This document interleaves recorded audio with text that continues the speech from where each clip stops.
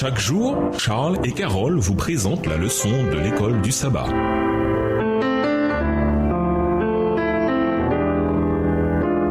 Bienvenue dans votre émission. Dieu nous parle. Nous voilà à la leçon de vendredi. Pour aller plus loin, nous vous invitons à lire dans le livre Jésus-Christ les chapitres Le Calvaire et Tout est accompli, livre écrit par Ellen G. White. Le professeur Jiri Moskala a expliqué la nature de cette instruction du jugement. Dieu n'est pas là pour exhiber mes péchés, comme dans une vitrine. Au contraire, il se référera d'abord à son extraordinaire et puissante grâce transformatrice et devant tout l'univers en tant que témoin véritable de toute ma vie, il expliquera mon attitude envers Dieu, mes mobiles profonds, mes pensées, mes actions, mon orientation et la direction de ma vie. Il démontrera tout cela. Jésus attestera que j'ai fait beaucoup d'erreurs, que j'ai transgressé sa sainte loi, mais aussi que je me suis repenti, que j'ai demandé pardon et que j'ai été changé par sa grâce. Il proclamera « Mon sang est suffisant pour le pécheur ». Moskala, je prends sur moi l'orientation de sa vie, son attitude envers moi et les autres est chaleureuse et désintéressée. Il est digne de confiance, il est bon et fidèle serviteur. Extrait du livre Toward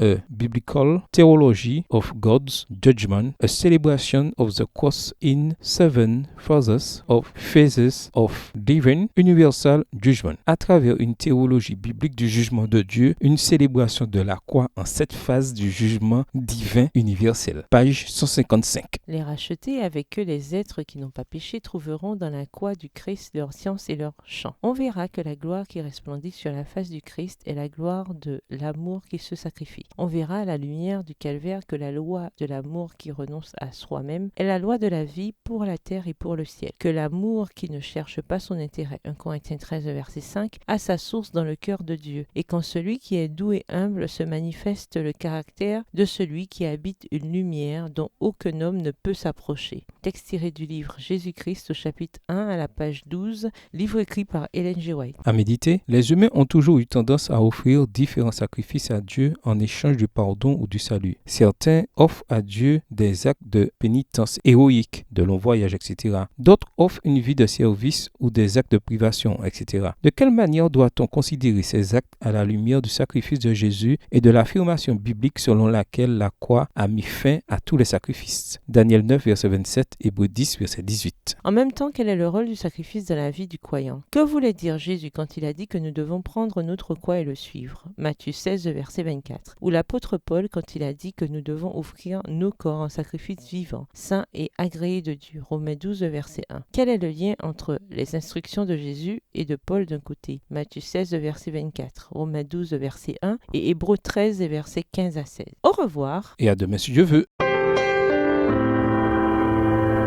Dieu nous parle. Chaque jour, Charles et Carole vous présentent la leçon de l'école du sabbat.